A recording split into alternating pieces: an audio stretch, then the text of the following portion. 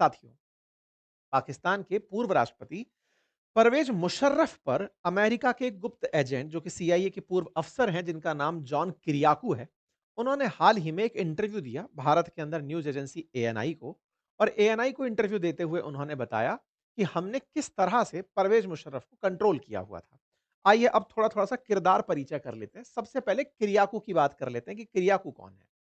देखिए, किरियाकू 2013 में सुर्खियों में आए थे ये कहते हुए कि एक जासूस जो बहुत बोलता है। देखिए, जनरली जासूसी का काम जो आपने फिल्मों में भी देखा होगा, इन्हें कहा जाता है कि आपको गुप्त जिंदगी जीनी है।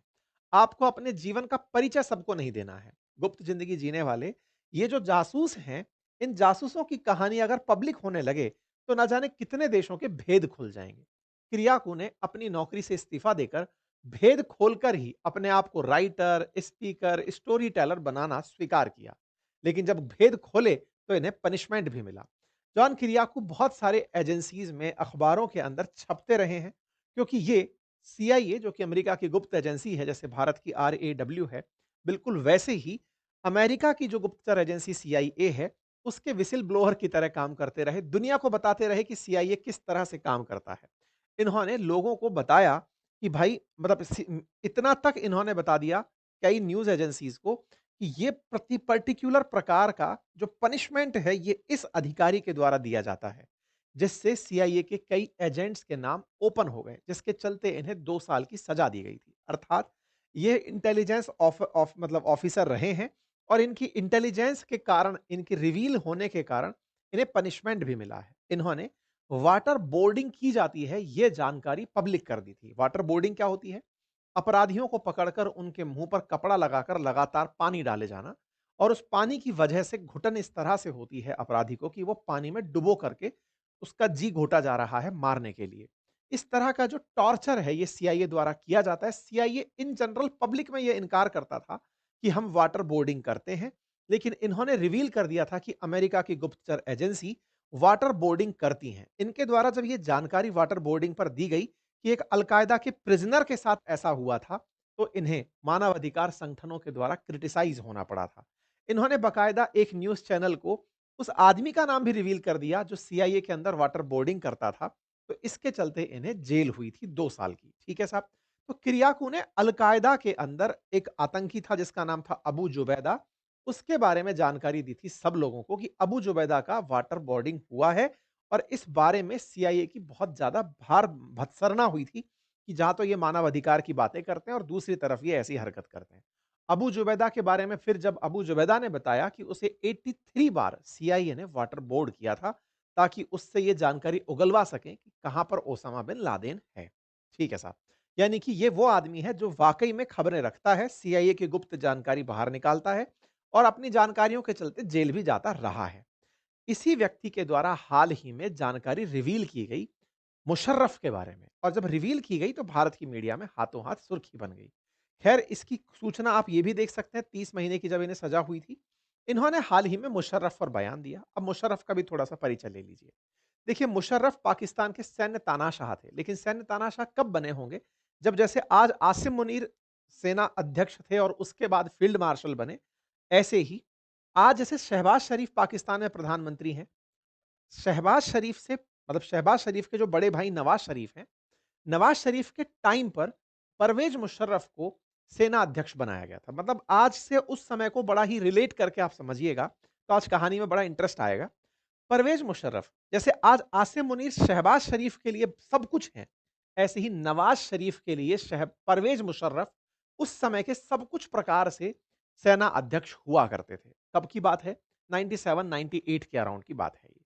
97-98 में नवाज शरीफ सत्ता में थे और परवेज मुशर्रफ को इन्होंने सेना अध्यक्ष बनाया था।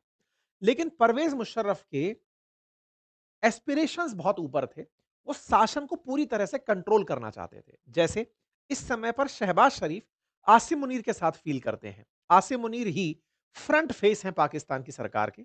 आज जहां भी वो जाते हैं, चाहे अमेरिका की बात हो, चाहे चाइना की बात हो, आसिम मुनीर पहले होते हैं, फिर शहबाज शरीफ को ट्रीट किया जाता है। या फिर ये कहिए कि शहबाज शरीफ ने नवाज शरीफ से सीख रखा है कि आसिम मुनीर के साथ हमेशा बने रहना है, उसके खिलाफ नहीं चलना है, अदरवाइज सत्ता गिरा देगा। ये पाकिस्तान में पुराने ट्रेड रहे हैं। अच्छा, शहबाज परवेज़ मुशर्रफ के बारे में थोड़ा ऐतिहासिकता भी जान लीजिए।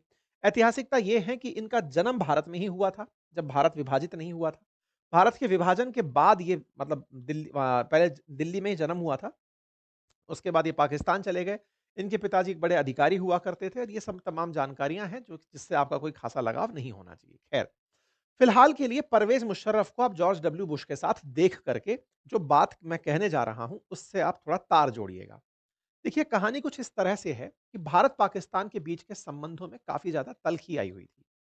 नवाज़ शरीफ प्रधानमंत्री हुआ करते थे। 1999 में भारत की तरफ से अटल जी ने लाहौर के लिए बस यात्रा की थी।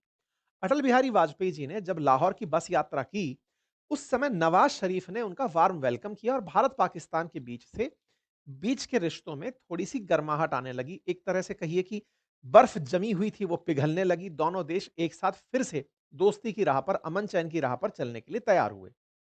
अटल जी के द्वारा बस की जो यात्रा की गई, वो इस व्यक्ति को पसंद नहीं आई। 1999 में ही अटल जी के द्वारा अराउंड फरवरी में यात्रा की गई थी।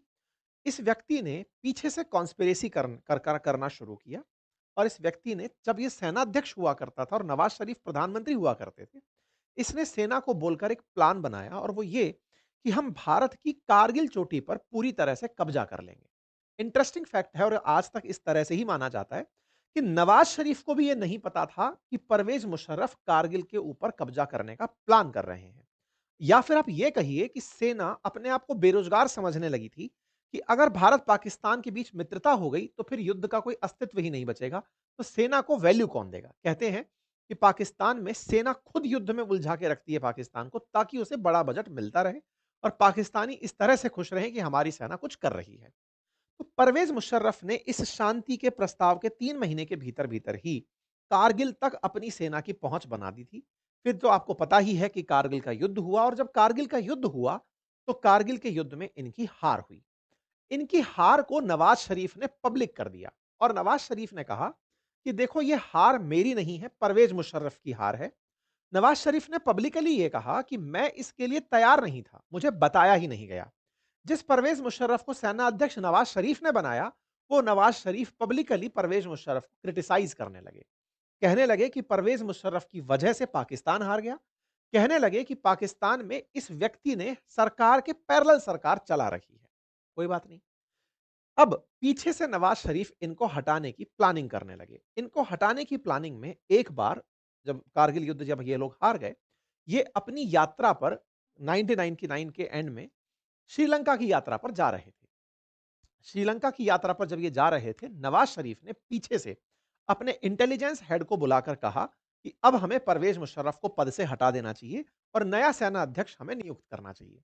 ये जानकारी इन्हें इनके जानकारों ने, विश्वस्त लोगों ने बता दी। जैसे ही इन्हें ये जानकारी लगी, इन्होंने अपने अधीनस्थ सैन्य कर्मचारियों से कहा कि अभी तुरंत निकलो और सरकार पर कब्जा कर लो। और इस तरह पाकिस्तान में सैन्य तख्ता पलट हुआ।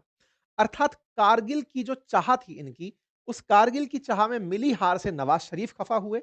नवाज शरीफ ने इन्हें हटाना चाहा, इन्होंने सेना को आदेश देकर नवाज शरीफ को हटा दिया और खुद जाकर सेना पर कब्जा कर लिया या फिर देश पर कब्जा कर लिया। और तब से ये तानाशाह के रूप में पाकिस्तान में सैन्य तख्ता पलट के बाद रहने लगे। इस पूरी कहानी में इन्होंने दोष पूरा नवाज शरीफ पर डाल दिया कि हम कारगिल जीत जाते, लेकिन नवाज शरीफ के चलते हमें कारगिल से हारना पड़ा। दोनों एक दूसरे पर आरोप प्रत्यारोप करते रहे। नवाज शरीफ को देश निकाला दे दिया गया। 40 लोगों को नवाज शरीफ समेत देश से बाहर भेज दिया गया कि तुम अब यहां नहीं रह सकते। मुशर्रफ शासन में आ गए। लेकिन जब भी पाकिस्तान में कोई सैन्य शासन आता है, अमेरिका उस पर अपना नियंत्रण रखता है। बड़ा ही कोइंसिडेंस देखिए, सितंबर 2001 में अमेरिका में आतंकी हमला हो जाता है। अल-कायदा के द्वारा 9/11 का हमला कर दिया जाता है। 2001 में ही भारत के अंदर दिसंबर में संसद पर हमला हो जाता है। अर्थात परवेज मुशर्रफ जो डेस्परेट फेलो थे, जो कारगिल पर विजय प्राप्त करने के लिए लड़ाई लड़ रहे थे, उसमें मिली हार से इतने बौखलाए हुए थे कि उन्होंने अमेरिका पर हुए आतंकी हमले को बावजूद भी भारत की संसद पर हमला कर दिया था। भारत की संसद के हमले के बाद भारत ने तैयारी की कि हम पाकिस्तान को मिटा देंगे। कहते हैं कि उस समय भारत ने ऑपरेशन पराक्रम चलाया और पराक्रम में सैन्य अभ्यास किया। दुनिया ये मानने लगी थी कि भारत पाकिस्तान के बीच में युद्ध होगा।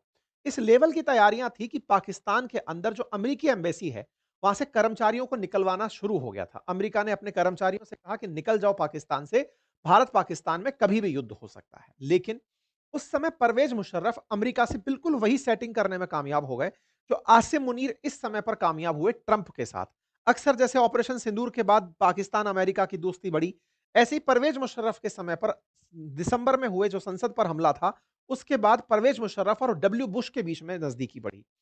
डब्ल्यू बुश अफगानिस्तान पर हमला करना चाहते थे और परवेज मुशर्रफ भारत से बचना चाहते थे। ऐसे में दोनों के बीच में सेटिंग होती है। इन्हें पैसे का लालच दिया जाता है कि हम तुम्हारी जमीन का उपयोग अफगानिस्तान के लिए करेंगे और तुम्हें भारत के हमले से बचाएंगे। लेकिन तुम्हें एक हमें वादा करना होगा, तुम्हारे न्यूक्लियर वेपन्स पर हमारा कंट्रोल होगा। कहते हैं कि इस व्यक्ति ने सारा की सारा कंट्रोल जॉर्ज डब्ल्यू बुश प्रशासन को दे दिया था। यह बात सारी की सारी जिस व्यक्ति ने बोली, उनका नाम है जॉन किरियाकू, जो कि सीआईए ऑफिसर थे, फील्ड ऑफिसर थे पाकिस्तान के अंदर। यानी कि इनकी बात में तर्क हो सकता है, तथ्य हो सकता है, विश्वास किया जा सकता है और आज के सेशन में मतलब आज के समय पर आप इस बात को रिलेट कर सकते हैं। ये परवेज मुशर्रफ है और इनका जितना भी इतिहास है वो मैंने आपको बोल करके सुनाया, बताया कि कैसे इनके साथ में पूरी कहानी रची गई थी। खैर, इस बात को जॉन किरियाकू द्वारा इस तरह से बताया गया कि जॉर्ज डब्ल्यू बुश ने इनको इस तरह से हेल्प किया ताकि वो इसका यूज कर सकें, भारत से बचने के लिए पाकिस्तान को बचा सकें और अफगानिस्तान में इनका यूज किया जा सके। कहते हैं, जॉन किरियाकू का खुद का बयान है कि हमें यकीन था कि साल 2002 में भारत पाकिस्तान का युद्ध होगा। इसके चलते पाकिस्तान के अंदर जो अमेरिकी परिवार थे उनको बाहर निकाल दिया गया था। खैर, जो भी था, इसी बीच में पाकिस्तान के परमाणु वैज्ञानिकों को सऊदी ने बचाने का वचन दिया। सऊदी ने कहा कि अब्दुल कादिर खान जैसे भारत के अंदर न्यूक्लियर साइंटिस्ट, हम भाभा के बारे में बात करते हैं या फिर हम अब्दुल कलाम साहब के बारे में बात करते हैं, बड़े साइंटिस्ट के बारे में, ऐसे कादिर खान उनके न्यूक्लियर जनक माने जाते हैं। कहा जाता है कि उनके चलते न्यूक्लियर बॉम्ब बना था। तो सऊदी अरब ने अमेरिका से कहकर इस पर सैंक्शन नहीं लगने दिए, इसको बचाने का प्रयास किया। जॉन किरियाकू एक बात और बताते हैं कि पाकिस्तान उस समय डबल गेम खेल रहा था और डबल गेम में जिस समय अल-कायदा के अंदर ओसामा बिन लादेन थे और उनको मारने के लिए पूरी तैयारी कर ली थी अमेरिकी फोर्सेस ने। उस समय ओसामा बिन लादेन कुछ पहाड़ियां थी जिन्हें तोरा बोरा की पहाड़ी कहते हैं, वहां फंसा हुआ था। अमेरिकी सेना वहां पहुंच गई थी, लेकिन अमेरिकी जनरल जो वहां पर अपॉइंटेड था, उस अमेरिकी जनरल को यह जानकारी थी कि तोरा बोरा की पहाड़ियों में वर्ष 2001 में ही, युद्ध होते ही शुरुआत में ही इसको खत्म किया जा सकता था। लेकिन हुआ यह कि इस समय पर जब सितंबर के अक्टूबर में ही यह हमला हुआ, तो जनरल ने वहां पर एक लोकल ट्रांसलेटर हायर किया था और जो लोकल ट्रांसलेटर था, जो कि अफगानिस्तान के लोगों को अमेरिकी भाषा ट्रांसलेट करके सुनाता था और अफगानिस्तानियों की भाषा को जनरल को सुनाता था, जो अमेरिकी जनरल वहां पोस्टेड थे, वो अलकायदा का ही हैंडलर था। और उस व्यक्ति ने जनरल को बोलकर तोरा बोरा की पहाड़ियों में रात को हमला होने से रोका। बोले, साहब अभी बच्चे और महिलाएं सो रहे हैं, बहुत से लोग मारे जाएंगे, ओसामा बिन लादेन तो मिल जाएगा, लेकिन उसके साथ बहुत से लोग मारे जाएंगे। आप रात का इंतजार करिए, सुबह इस पर हमला करिएगा, तब तक महिलाएं और बच्चे यहां से निकल जानी चाहिए। अमेरिकी फोर्सेस ने महिलाओं को चाचा नहीं और उन्हें निकलने दिया। ओसामा बिन लादेन महिलाओं की ड्रेस पहन करके वहां से निकलकर पाकिस्तान के अंदर जाकर शरण ले लिया था और उधर अफगानिस्तान के अंदर लगातार अमेरिका अलकायदा के ठिकानों को निशाना बनाता रह गया। ये बात बाद में रिवील हुई। जानकारी पता चली कि पाकिस्तान के अंदर जो एटबाबाद में छुपा हुआ ओसामा बिन लादेन था, ये 2001 का भागा हुआ था। खैर, इस बीच में पाकिस्तान के न्यूक्लियर वेपन से जुड़ी जो बातें हैं, वो फिर से रिसरफेस होने का क्या औचित्य है? आपको थोड़े दिन पहले भी मैंने एक सेशन किया था जिसमें ये बात बताई थी कि पाकिस्तान का नूर खान एयरबेस अमेरिका के चिढ़ने की असल वजह था। ये आज फिर से इस बात को सीआईए एजेंट के बयान से स्थापित करता है कि ट्रंप ने आसिम मुनीर के साथ सेम वही गेम किया जो इन्हीं की पार्टी के राष्ट्रपति जॉर्ज डब्ल्यू बुश ने परवेज मुशर्रफ के साथ किया था। परवेज मुशर्रफ ने अपने न्यूक्लियर वेपन्स को अमेरिका के साथ में रखते हुए अपने आप से पैसा भी लिया और अपने देश के अंदर अमेरिका का मतलब इंटरफेरेंस भी लिया। फिलहाल आसिम मुनीर सेम वही की वही स्क्रिप्ट दोहरा रहे हैं, क्योंकि उधर ट्रंप के जो पूर्वज थे, यानी कि जो डब्ल्यू बुश थे, पार्टी के पूर्वगामी थे, वो सत्ता में हैं और इधर नवाज शरीफ के भाई शहबाज शरीफ सत्ता में हैं। सेम टू सेम सारी बातें रिवाइज्ड हैं। ऐसे में आसिम मुनीर को आप परवेज मुशर्रफ से रिलेट करके देख सकते हैं। नवाज शरीफ के भाई शहबाज शरीफ इस बार गलती नहीं कर रहे हैं। इसी कारण से फिलहाल न्यूक्लियर वेपन्स के अंदर जो नूर खान बेस की बात बार-बार निकल कर आ रही है, जहां पर अमेरिका नियंत्रण रख रहा था, उस चीज को जब भारत ने टारगेट बनाया, क्योंकि दुनिया में 750 बेसेस हैं अमेरिका के 80 देशों में। ऐसे में भारत के द्वारा जब इनके एयरबेस को टारगेट बनाया गया, हमने नूर खान बेस को जब टारगेट बनाया और तुरंत अमेरिका बाहर निकल करके आया और भारत और पाकिस्तान को बातचीत की सेक्रेटरी ने और हम दोनों के बीच में सीज फायर कराया और तब से अमेरिका पाकिस्तान के गुण गाया जा रहा है क्योंकि उसे पता है कि अगर उसके न्यूक्लियर वेपन्स को नहीं बचाया गया, ये बिल्कुल वैसी वाली बात है कि कतर के अंदर जो अभी बम गिरे, सेंटकॉम के प्रेजेंस के बावजूद इजराइल ने गोली चला दी।